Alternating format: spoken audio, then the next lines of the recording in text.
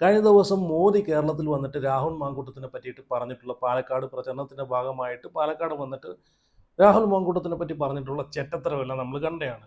ഒരു MLA വ്യക്തിപരമായിട്ട് ആക്ഷേപിച്ചത് ഒട്ടും ശരിയായിട്ടില്ല. ഞാനും ഇവിടെ ഒരു പോസ്റ്റ് വയ്ക്കാം. രാഹുൽ മാങ്കൂട്ടത്തിൻ്റെ ഒരു വമ്പൻ തിരിച്ചുവരവ് നിങ്ങൾ ആഗ്രഹിക്കുന്നുണ്ടോ? ഉണ്ടെങ്കിൽ ഒരു ലൈക്ക് കൊടുത്തേക്കണം. എത്ര ആളുകൾ രാഹുലിൻ്റെ വമ്പൻ ഗംഭീര തിരിച്ചുവരവ് ആഗ്രഹിക്കുന്നുണ്ടെന്ന് അറിയാനാണ്. ഒന്ന് ലൈക്ക് എടുത്തേക്കണം. അതുപോലെ നിങ്ങൾ അഭിപ്രായം കൂടെ കമൻറ്റ് ചെയ്ത് ചാനൽ ആദ്യമായിട്ടും കാണുന്നവരെങ്കിൽ ഉറപ്പായിട്ട് ചാനൽ കൂടെ സബ്സ്ക്രൈബ് ചെയ്ത് സപ്പോർട്ട് ചെയ്ത് ഫോളോ ചെയ്ത് വെക്കുക. എന്തായാലും പാലക്കാട് വന്നിട്ട് സ്ത്രീ ധാർമ്മികതയെക്കുറിച്ച് പറഞ്ഞത്, അതും ഒരു MLA മാത്രം നോട്ടം വിട്ട് ആക്ഷേപിക്കുന്ന രീതിയിൽ പറഞ്ഞത് ഭയങ്കര മോശമായിപ്പോയി. എന്തായാലും മോദി വീട്ടിൽ എത്തുന്നതിന് മുമ്പേ രാഹുൽ വയറ് നിറച്ചെന്തായാലും കൊടുത്തിട്ടുണ്ട്. അപ്പം അത് സ്ത്രീ സുരക്ഷയെപ്പറ്റി സംസാരിക്കാനാണെങ്കിൽ കേരളത്തിൽ ഇപ്പോൾ റീസെൻ്റായിട്ട് എത്രയോ സ്ത്രീകളെയും എത്രയോ പിഞ്ചു കുഞ്ഞുങ്ങളെയും എത്രയോ അവന്മാർ പീഡിപ്പിച്ചിട്ടുണ്ട്. നാണവും മാനവും ഉളുപ്പുണ്ടെങ്കിൽ അതിനെ പറ്റിയിട്ടൊക്കെ രണ്ട് വാക്ക് പറഞ്ഞെങ്കിൽ പിന്നെയും കേൾക്കാനൊരു സുഖമുണ്ടായിരുന്നു, ഒരു അന്തസ്സെങ്കിലും ഉണ്ടായിരുന്നു വേണമെങ്കിൽ പറയാം അല്ലേ. ഇതാരോ എഴുതി കൊടുത്തൊരു പേപ്പറിൻ്റെ ഭാഗമായിട്ട് ഒരു രാഷ്ട്രീയ പാർട്ടിയുടെ അജണ്ടയുടെ ഭാഗമായിട്ട് പാലക്കാട് ശോഭാ സുരേന്ദ്രനെ ജയിപ്പിക്കാനൊക്കെ ഉള്ള ഒരു തന്ത്രമുണ്ടോ? അതിൻ്റെ തന്ത്രത്തിൻ്റെ ഭാഗമായിട്ടാണ് ഇതെന്ന് എല്ലാ ആളുകൾക്കും അറിയാം. ഇത്രയും ദിവസം ഞാൻ പറഞ്ഞുകൊണ്ടിരുന്നതെന്ന് വെച്ച് കഴിഞ്ഞാൽ രാഹുലിന് സീറ്റ് കൊടുക്കാത്തതുകൊണ്ട് പിഷാരടിയെ കയറ്റി രാഹുലിനെ അവിടുന്ന് മാറ്റി പിഷാരടിയെ കയറ്റി കോൺഗ്രസ് പ്രസ്ഥാനത്തിലെ ഈ പറഞ്ഞിട്ടുള്ള VD സതീശനും ഇവരൊക്കെ ഉടായ്പ് കളിച്ചുകൊണ്ട് UDFന് ഏറ്റവും വലിയ തിരിച്ചടി 8 നിലയിൽ പിഷാരടി പൊട്ടുമെന്നാണ് ഇത്രയും ദിവസം ഞാൻ പറഞ്ഞുകൊണ്ടിരുന്നത്. പക്ഷേ ഈ ഒരു സംഭവം മോദി പാലക്കാട് വരുന്നു, രാഹുൽ മാങ്കൂട്ടത്തിനെതിരെ ഒരു വ്യക്തിഹത്യ നടത്തുന്നു. അപ്പോൾ അതിനൊക്കെ ശേഷം ഞാൻ മാറി ചിന്തിച്ചു. കാരണം എന്താണെന്നറിയാമോ, ഇവരെയൊക്കെ മുമ്പിൽ ഇത്രയും ഒരു ഇത് കാണിച്ച സ്ഥിതിക്ക് അവിടെ ശോഭാ സുരേന്ദ്രൻ ജയിക്കല്ലേ, പിഷാരടി തന്നെ ജയിക്കണം. കാരണം അവർക്ക് കിട്ടുന്ന ഏറ്റവും വലിയ തിരിച്ചടി ആയിരിക്കണം, പിഷാരടി തന്നെ ജയിക്കണം. അവിടെ ഇത്രയും ഷോഫ് കാണിച്ചിട്ട് പോയതല്ലേ. അപ്പോൾ എന്തായാലും ഇനി അവിടെ BJPക്ക് സീറ്റ് വേണ്ട. ഇത്രയും ദിവസം ഞാൻ പറഞ്ഞുകൊണ്ടിരുന്നത് രാഹുലിന് സീറ്റ് കൊടുക്കാത്തതുകൊണ്ട് കോൺഗ്രസിന് കിട്ടുന്ന ഏറ്റവും വലിയ അടിയായിരിക്കും. അവിടെ ശോഭാ സുരേന്ദ്രൻ ജയിക്കാൻ BJPക്ക് സീറ്റ് കിട്ടാൻ ചാൻസ് കൂടുതലാണെന്നാണ് ഞാൻ പറഞ്ഞത്. പക്ഷേ ഇന്നത് മാറ്റി പറയുകയാണ്. അപ്പം എന്തായാലും നിങ്ങളുടെ അഭിപ്രായങ്ങളൊക്കെ ഒന്ന് കമൻറ്റ് ചെയ്യണേ.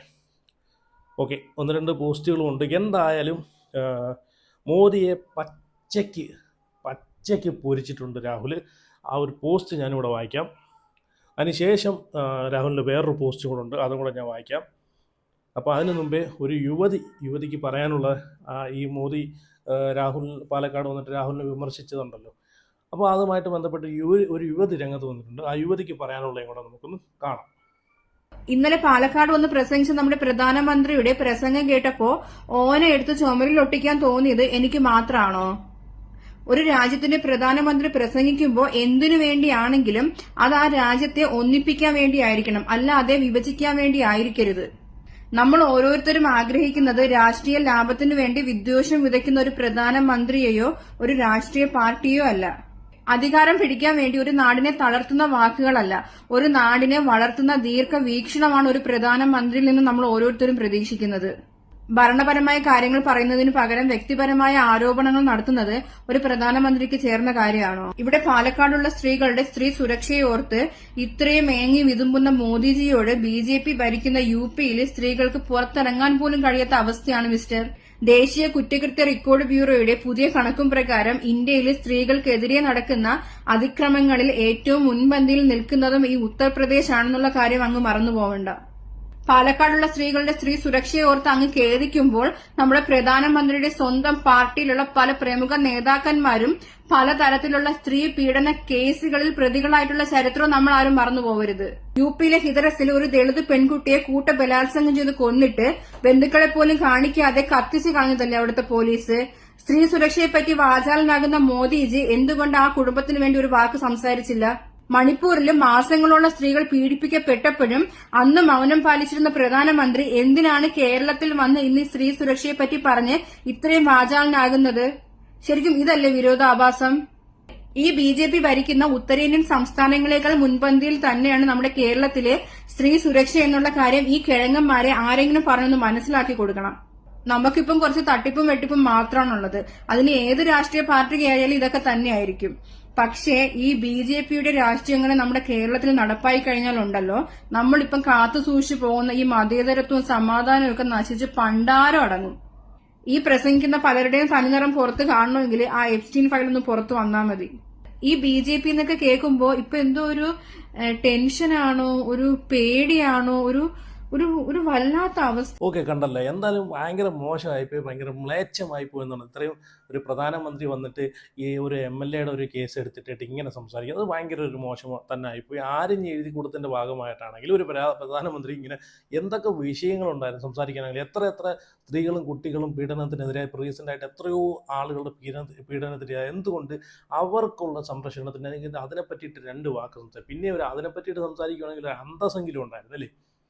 ഇത് ഒരു രാഷ്ട്രീയ അജണ്ടയുടെ ഭാഗമായിട്ട് ഒരു വ്യക്തിയെ ക്രൂശിക്കാനും വ്യക്തിഹത്യ ചെയ്യാനും അപമാനിക്കാനും വേണ്ടിയിട്ട് കാണിച്ചു കൂട്ടിയ ഒരു കോപ്രായം തന്നെയാണ് ഈ രാഹുൽ മാങ്കൂട്ടത്തിനെ എടുത്തിട്ട് അവിടെ പരാമർശിച്ച് ഈ രാഹുൽ മാങ്കൂട്ടത്തിൻ്റെ ഈ ഒരു കേസുമായിട്ട് കോടതി വരെ, സുപ്രീം കോടതി താഴെയുള്ള കോടതി തൊട്ട് മേലെയുള്ള കോടതി വരെ പറഞ്ഞ കേസാണ്. പിന്നെ എന്താണ് ഇവർക്കൊക്കെ ഇത്ര കടി? മുഖ്യമന്ത്രിക്ക് ഈ പ്രധാനമന്ത്രിക്ക് ഇത്രയും വിവരമേ ഉള്ളൂടെ? ഇവരെയൊക്കെ പിടിച്ചാണ് നമ്മൾ പ്രധാനമന്ത്രിയാക്കി വെച്ചേക്കുന്നതെന്ന് ഓർക്കുമ്പോഴത്തേക്കാണ് ഇത്രയും വിവരം കോടതി വരെ, സുപ്രീം കോടതി, കീഴ്ക്കോടതി തൊട്ട് സുപ്രീം കോടതി വരെ പറഞ്ഞിട്ടുള്ള കാര്യമാണ്. അപ്പം എന്തായാലും കൊള്ളാം. എന്തായാലും രാഹുൽ മാങ്കൂട്ടം നല്ല വയറ് നിറച്ച് മോദിക്ക് കൊടുത്തിട്ടുണ്ട്. ചെറിയ വടി കൊടുത്ത് വലിയ വടി മേടിച്ചെന്ന് പറയുമല്ലോ. അപ്പോൾ എന്തായാലും മോദി നല്ല രീതിയിൽ മറുപടി കൊടുക്കുന്നുണ്ട്. ആ മറുപടി അതുകൂടെ ഞാൻ ഇവിടെ കൊടുത്തിട്ട് അതിനുശേഷം കണ്ണൻ ചേട്ടനെ പറ്റിയിട്ട്, MG കണ്ണനെ പറ്റിയിട്ട് രാഹുൽ ഒരു പോസ്റ്റ് ഇട്ടിട്ടുണ്ട്, ഒരു വീഡിയോ ഇട്ടിട്ടുണ്ട്.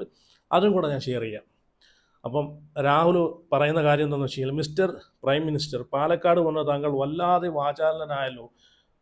സ്ത്രീ സുരക്ഷയെ പറ്റിയൊക്കെ, സ്ത്രീ സുരക്ഷ എന്ന വാക്ക് ഉച്ചരിക്കാനെങ്കിലും നിങ്ങൾക്ക് അവകാശമുണ്ടോ? എന്തുകൊണ്ട്? എന്നാൽ പിന്നെ ഇത്രയും സ്ത്രീ സുരക്ഷയെ പറ്റി പറയുന്ന ഗണേഷ് കുമാറിൻ്റെ വിഷയം എന്തുകൊണ്ട് എടുത്തിട്ടിട്ട് നിങ്ങൾ സംസാരിച്ചില്ല? ഗണേഷ് കുമാറിൻ്റെ വിഷയം എന്തുകൊണ്ട് നിങ്ങൾ എടുത്തിട്ട് സംസാരിച്ചില്ല? ഇന്ത്യ എന്ന നമ്മുടെ രാജ്യത്തിൻ്റെ യശസ് വാനോളം ഉയർത്തിയ വിനേജ് ഫോഗട്ടും സാക്ഷി മാലിക്കും ബഞ്ച്റാം പൂനിയയും അവർക്ക് നേരിടേണ്ടി വന്ന അതിക്രമത്തെപ്പറ്റി ഉന്നയിച്ചപ്പോൾ ഈ രാജ്യം തലകുനിച്ച് നിന്ന് നാളുകൾ അങ്ങ് മറന്നാലും ഇന്ത്യ മറക്കില്ല. ഇത് ഇന്ത്യയിൽ നടന്ന സംഭവമാണ്, അല്ലാതെ വേറെ എവിടെയെങ്കിലും നടന്ന സംഭവമല്ല. അപ്പോൾ ഇത്രയും വിഷയം നടന്നിട്ട് പോലും നിങ്ങൾ എന്തുകൊണ്ട് പ്രതികരിച്ചില്ല എന്നാണ് രാഹുൽ ചോദിക്കുന്നത്. ഇതൊക്കെ ചോദ്യമാണ്, അതിനൊക്കെ ഉത്തരം നിങ്ങൾ പറയണം. എന്തായാലും നിങ്ങൾ ഇവിടെ വന്നിട്ട് ചൊറിഞ്ഞു പോയല്ലേ, അപ്പോൾ അതിനൊക്കെ ഉത്തരം നിങ്ങൾ പറയണം. അന്നവർ ആരോപണം ഉന്നയിച്ച അങ്ങയുടെ സുഹൃത്ത് ബിജ്രഭൂഷണെ ചേർത്ത് പിടിച്ച് സംരക്ഷിച്ച ആളാണല്ലോ നിങ്ങൾ. നിങ്ങളാണോ ധാർമ്മികതയെ പറ്റി പ്രസംഗിക്കുന്നത്? കർണാടകയിലെ അങ്ങയുടെ വിശ്വസ്തൻ യെദ്യൂരപ്പയെ കണ്ണിലെ കൃഷ്ണമണി പോലെ സംരക്ഷിച്ചത് താങ്കളല്ലേ? എന്നിട്ട് ഇത് പറയാൻ നാണമില്ലേ? ഇതൊക്കെ മറ്റേ ഞാൻ പറഞ്ഞ പോലെ ചെറിയ വടി കൊടുത്ത് വലിയ വടി മേടിക്കുമെന്ന് പറയുമല്ലോ, അതാണ് സംഭവം. അതും പോട്ടെ, അങ്ങ് ഇതൊക്കെ വന്ന് പറഞ്ഞ പാലക്കാട്ടെ BJPയുടെ മുഖ്യ സംഘാടകർ ഇല്ലേ, അവരുടെ കയ്യിലിരിപ്പിനെ പറ്റി എന്തേലും ബോധ്യം താങ്കൾക്ക് വേണ്ടേ?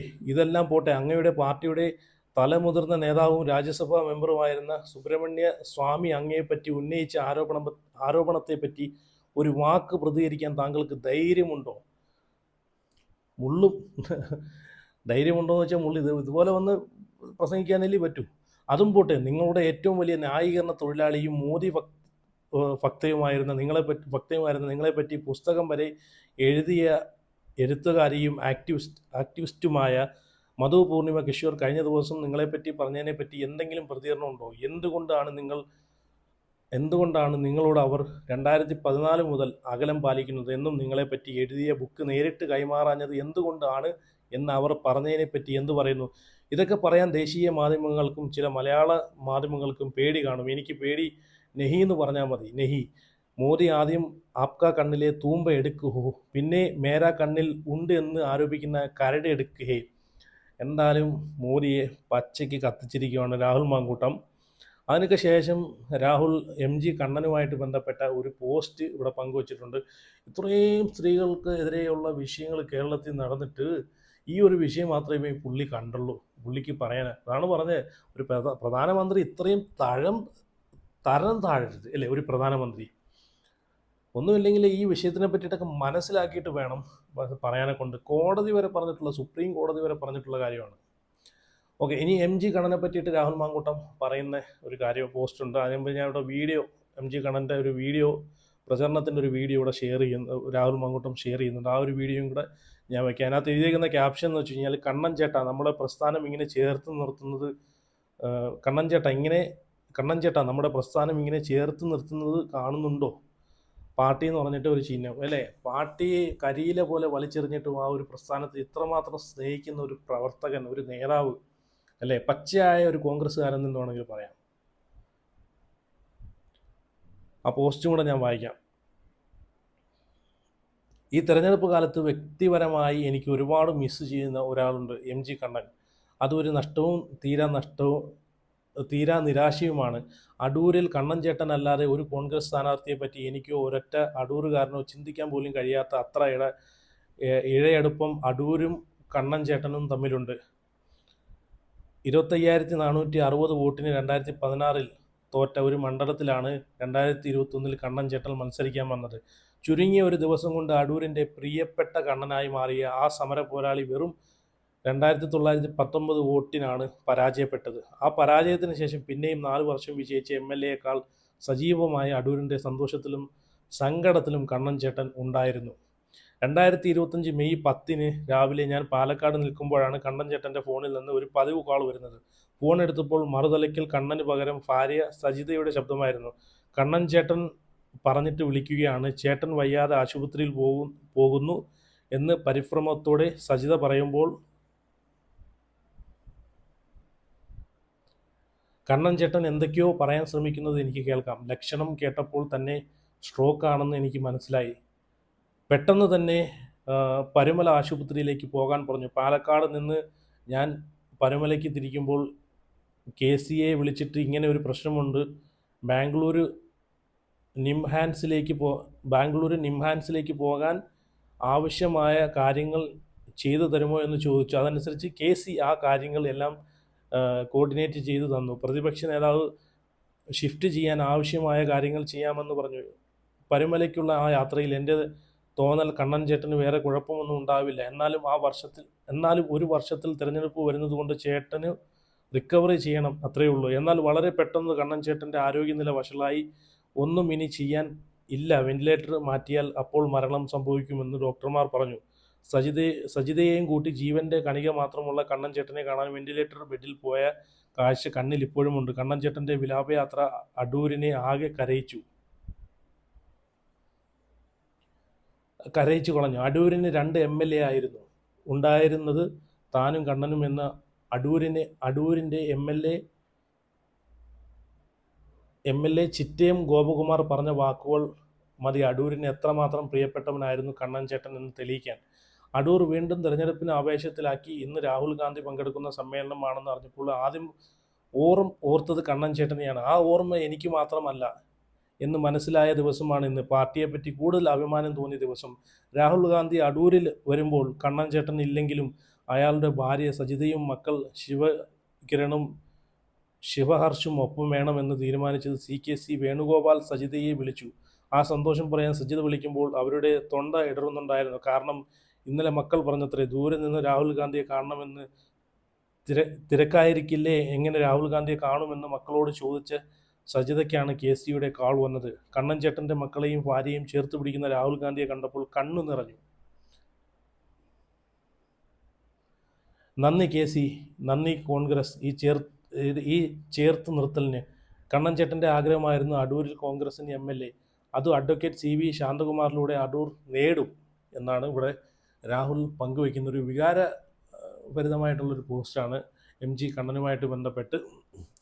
അപ്പം എന്തായാലും പാർട്ടിയെ പുറത്താക്കിയാലും സ്വന്തം പാർട്ടിയെ ഇങ്ങനെ ചേർത്ത് പിടിക്കുന്നൊരു പ്രവർത്തകൻ ഒരു പ്രസ്ഥാനത്തും ഇല്ലെന്ന് വേണമെങ്കിൽ പറയാം. ഇന്ന് വരെ ഒരു പ്രസ്ഥാനത്തും വന്നിട്ടില്ല. ഭരണവശത്താണെങ്കിലും പ്രതിപക്ഷത്താണെങ്കിലും ഇതുവരെ വന്നിട്ടില്ല. കാരണം സീറ്റ് കൊടുത്തില്ലെങ്കിലോ പാർട്ടിയിൽ നിന്ന് പുറത്താക്കിയാലോ മറുകണ്ഠം ചാടി അല്ലെങ്കിൽ വേറെ പാർട്ടിയിലേക്ക് ചെന്ന് ചേരുന്ന ആളുകളെയാണ് ഇന്ന് സീറ്റിന് വേണ്ടിയിട്ട് കടന്ന് കടിപിടി കൂടുന്ന ആളുകളെയാണ് കാണുന്നത്. അങ്ങനെ കാണുമ്പോഴത്തേക്ക് സ്വന്തം പാർട്ടി പറയാതെ ഞാൻ മത്സരിക്കത്തില്ല, പാർട്ടി ഇനി ആജീവനാന്തരം പുറത്ത് നിൽക്കാൻ പറഞ്ഞാൽ ഞാൻ പുറത്ത് നിൽക്കും എന്ന് പറയുന്ന ഒരു യഥാർത്ഥ ഒരു കറ കളഞ്ഞ ഒരു കോൺഗ്രസ്സുകാരനെയാണ് ഞാനിവിടെ കാണുന്നത് അല്ലേ. അപ്പോൾ എന്തായാലും നിങ്ങൾ രാഹുലിൻ്റെ തിരിച്ചുവരവ് ആഗ്രഹിക്കുന്ന ആളുകളുണ്ടെങ്കിൽ ഉറപ്പായിട്ടൊന്ന് ലൈക്ക് കൊടുത്തേരെ. അതുപോലെ എല്ലാവരും നിങ്ങളുടെ അഭിപ്രായം ഒന്ന് കമൻറ്റ് ചെയ്തേരെ. അതുപോലെ എല്ലാവരും ചാനലും കൂടെ ഒന്ന് സബ്സ്ക്രൈബ് ചെയ്ത് വെച്ചേരെ. അപ്പോൾ അടുത്ത വഴി കിട്ടും പിന്നെ വരാം.